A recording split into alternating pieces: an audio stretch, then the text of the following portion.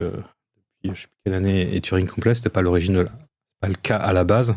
Le SQL était prévu par Edward Code comme étant non Turing complet. Il est devenu Turing complet, c'est-à-dire que tu peux y appliquer la récursivité et puis dans certains cas, tu peux arriver à faire des algos sympas avec les CTE. Pardon.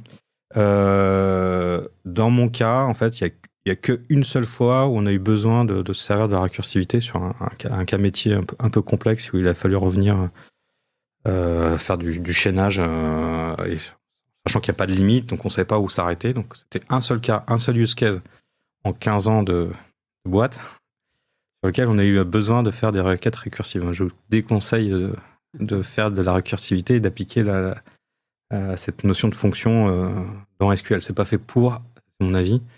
Je pense qu'il faut vraiment le voir comme quelque chose de déclaratif, simplifié, ne pas faire plus que nécessaire, chaque outil, chaque usage.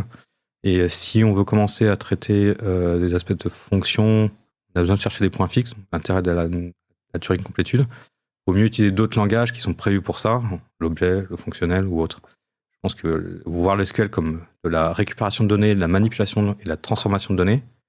Et après, si on a besoin d'aller sur une case plus complexe, on a d'autres langages.